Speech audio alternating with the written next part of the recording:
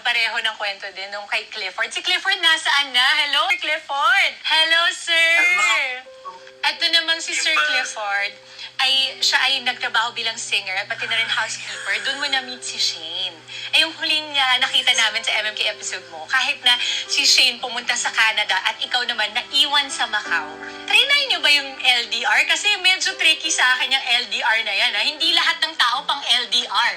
Nag-swak ba kayo ni Shane sa pagiging LDR? Successful ba so far? Yes, super success naman. About naman sa amin ni naging worth it naman yung communication kahit malayo sa isa't isa. Naging maganda ang aming pagtatapos kahit napagdesisyonan naman namin na bumuo kami ng sarili naming pangarap at pamilya. Siguro success dalawa kung anong meron estado ng buhay meron kami. Pero nandun pa din yung pagkakaunawaan at pagtanggap na sa tamang desisyon sa buhay namin. And now, I think ang dami niyang gigs, no? After your story came out in MMK, a lot of opportunities opened up, no?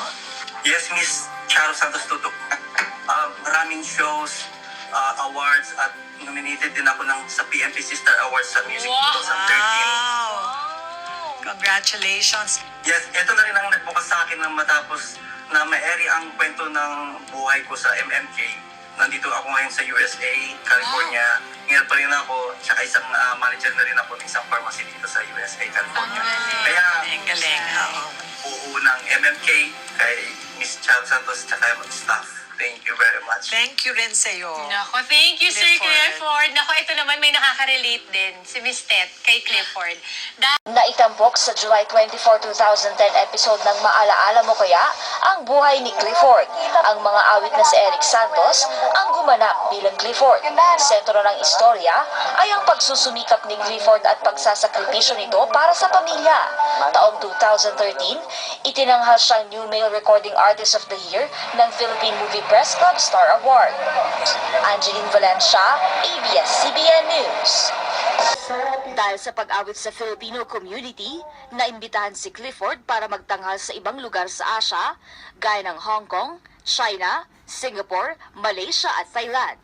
2012, itinanghal si Clifford bilang Asia's newest singing sensation ng Filipino organization sa Macau at Hong Kong. Nakapag-release na siya ng album na Only in My Dreams at nakilala na rin sa California. Nandito ako,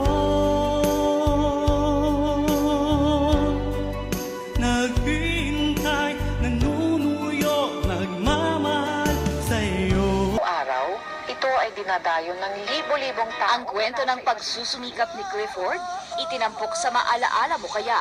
Gumanap ay si Eric Santos. Sa ngayon, abala siya sa mga photoshoot at muling bibisita sa iba't ibang bansa para ituloy ang kanyang karera sa musika. Ito po si Charo Santos. Magandang gabi po mga kapamilya.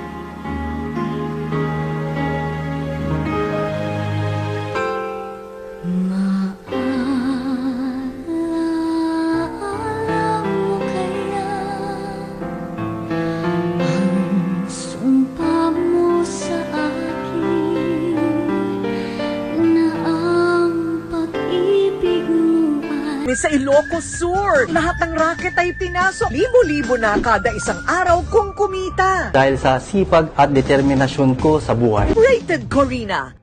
15 pesos kada isang download ng kanta sa website na Pinoy version ng iTunes. Sinuportahan ni Clifford Allen at iba pang... Good morning! Siyempre. Congratulate ko muna si Clifford Allen Estrada, yung OFW icon for his very successful mini concert in Beijing. Kasi siya nagko-concert sa iba't ibang country sa mga OFWs natin. Tapos, yung mga kinikita niya, like yung album niya na ginagawa, yung Kikitain Diyon, ipantutulong din niya.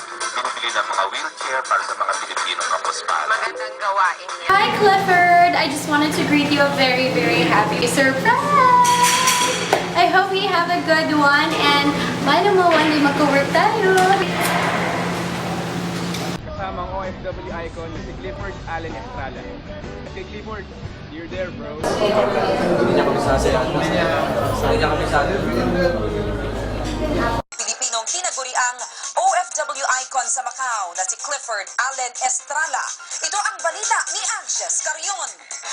Handa ngayon ang Pilipinong gumagawa ng pangalan sa bansang Macau na si Clifford Allen Estrala.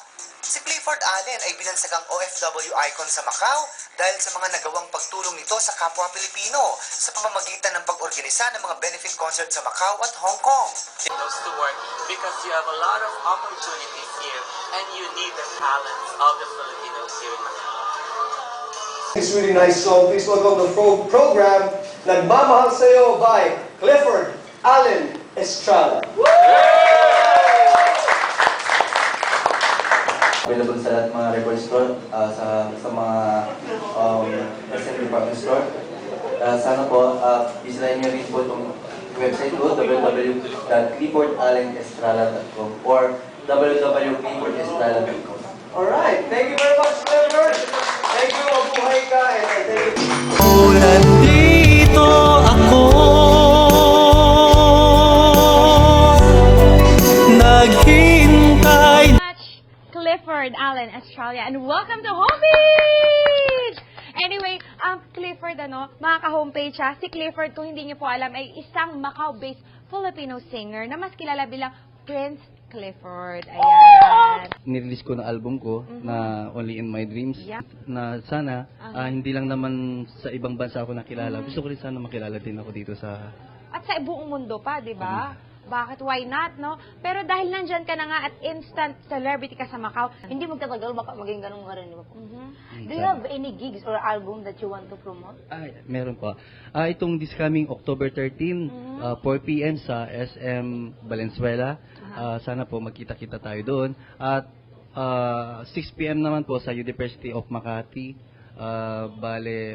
At sana po, supportan niyo po ang aking album po. Available na po sa lahat mga record store, special sa mga SM department store. Ayan, di ba mga ka-homepage, supportahan natin si Clifford at syempre ang OPM. Kaya naman maraming salamat, Clifford, once again, Mr. Clifford.